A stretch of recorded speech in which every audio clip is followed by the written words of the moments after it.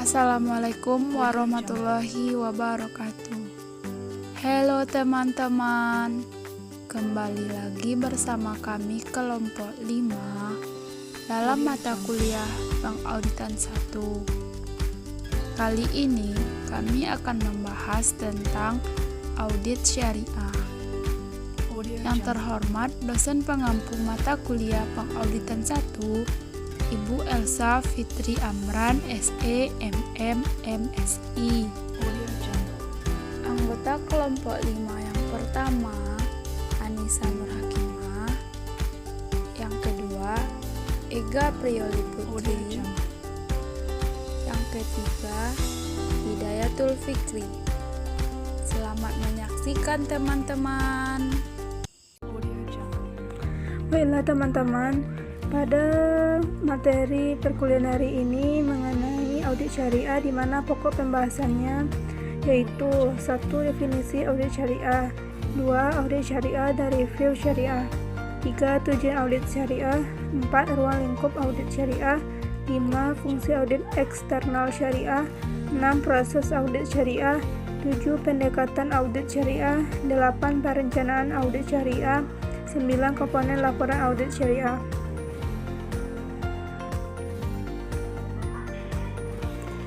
A. Definisi audit syariah.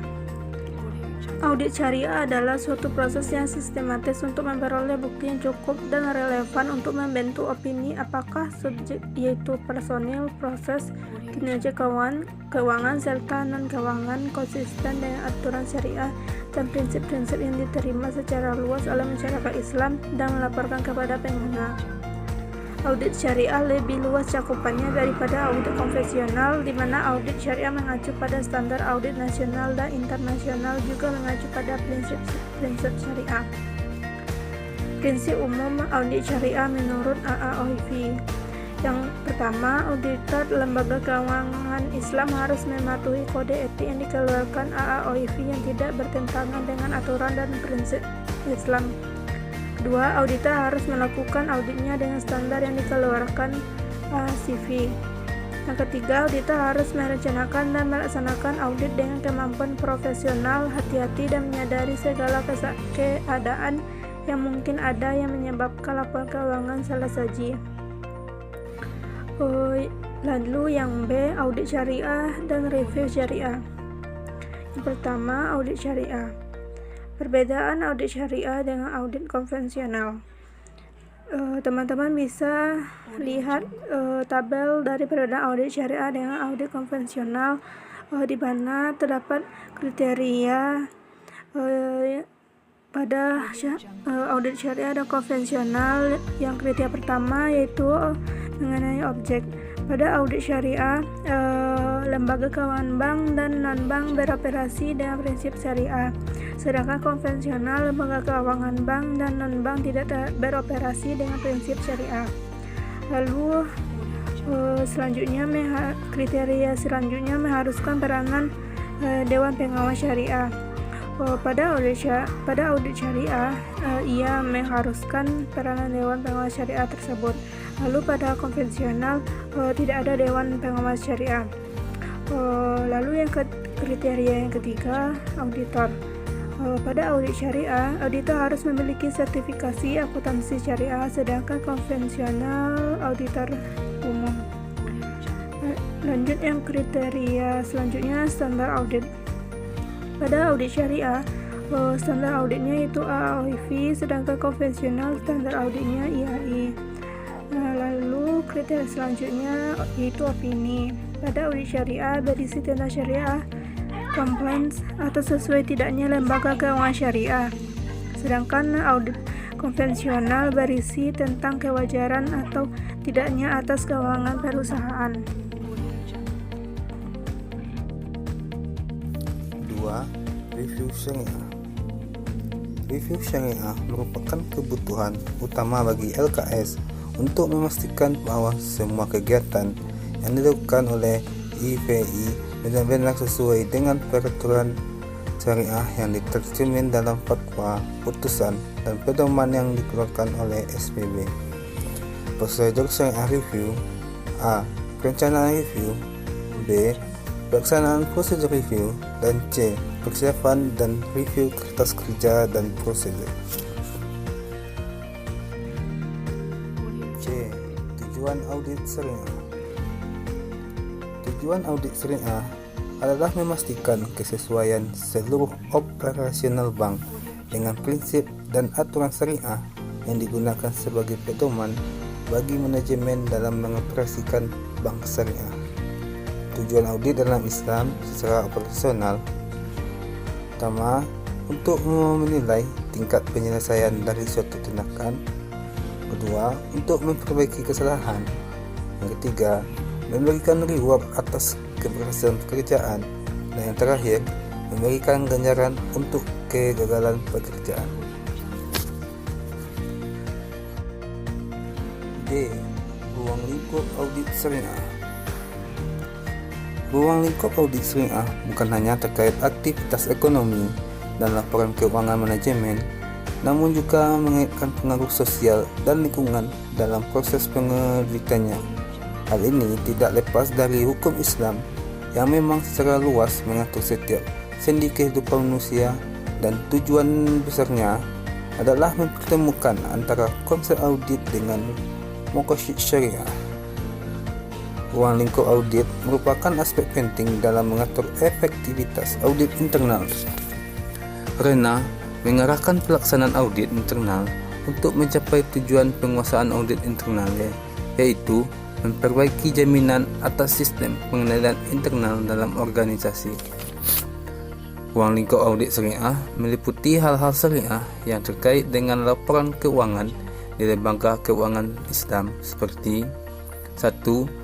Pengakuan pendapatan dan pengeluaran serta perhitungan zakat. 2. Efektivitas sistem pengendalian intern syariah. 3. Penelaahan fungsi manajemen risiko ketidakpatuhan syariah.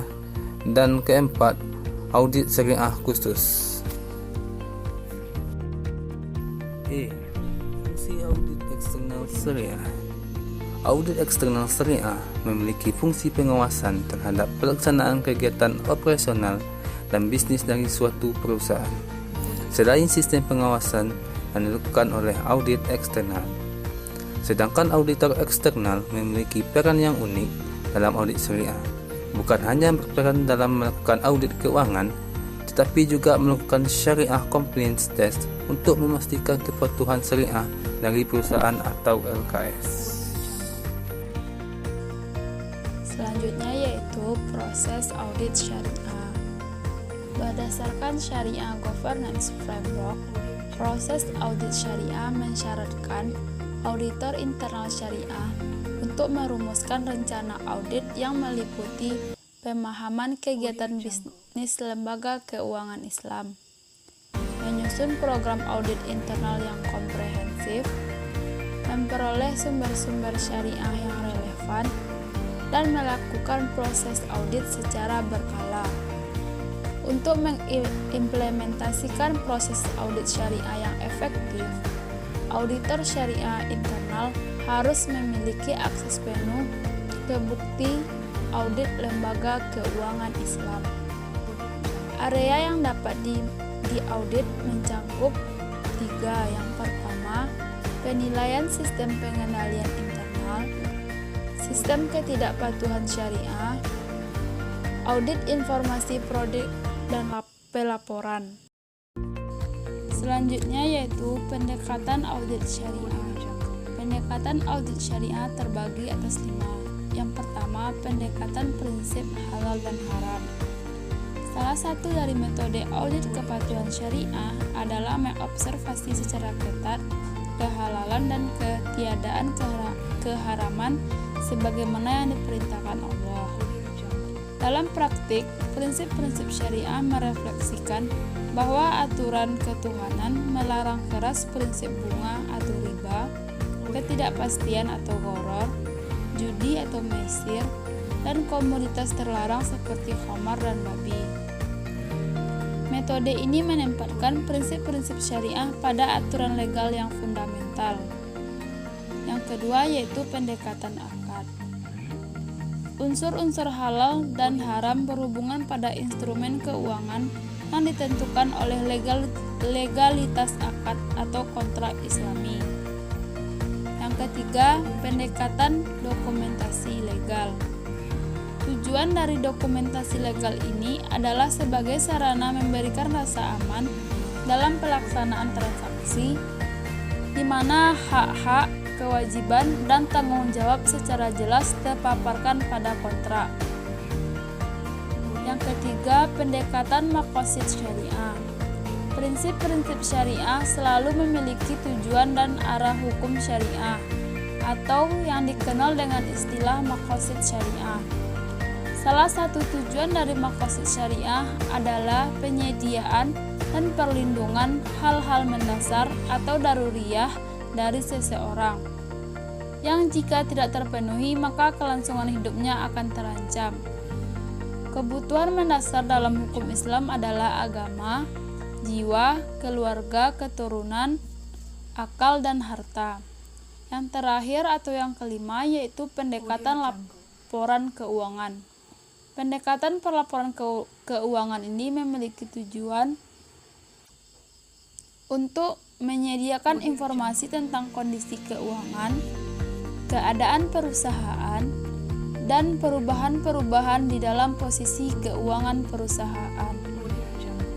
Hal tersebut tentu juga perlu untuk menghilangkan unsur ketidakpastian atau gharar dalam kontrak keuangan melalui pelaporan yang faktual dari transaksi yang terjadi. Adapun standar yang dapat menunjang proses audit yang dibuat oleh AOIV, yang pertama tujuan dan prinsip audit, yang kedua laporan auditor, yang ketiga persyaratan audit engagement, yang keempat audit berulang dan perubahan keterlibatan audit, yang kelima tanggung jawab auditor untuk pertimbangan penipuan dan kesalahan dalam audit laporan keuangan.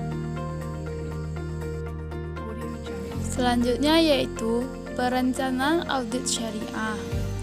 Perencanaan audit syariah merupakan total lamanya waktu yang dibutuhkan oleh auditor untuk melakukan perencanaan audit awal sampai pada pengembangan rencana audit dan program audit yang menyeluruh. Tahap atau bagian perencanaan audit syariah yang pertama, perencanaan audit awal, memperoleh informasi mengenai latar belakang, memperoleh informasi mengenai kewajiban hukum klien. Yang keempat, pelaksanaan prosedur analitis pendahuluan. Yang kelima, menentukan materialitas, menetapkan risiko audit dan risiko bawaan. Yang keenam, memahami struktur pengendalian intern dan menetapkan risiko pengendalian. Yang ketujuh, mengembangkan rencana audit dan program audit. Selanjutnya yaitu komponen laporan audit syariah. Komponen laporan audit syariah terdiri atas 1. Laporan posisi keuangan. Yang kedua, laporan laba rugi komprehensif. Yang ketiga, laporan perubahan ekuitas. Yang keempat, laporan arus kas atau laporan arus dana. Yang kelima, catatan atas laporan keuangan. Oke teman-teman, terima kasih karena telah mendengarkan dan menyimak penyampaian dari kami. Semoga apa yang kami sampaikan tersebut dapat bermanfaat tentunya bagi teman-teman semua. Terlebih dan kurang kami mohon maaf. Assalamualaikum warahmatullahi wabarakatuh.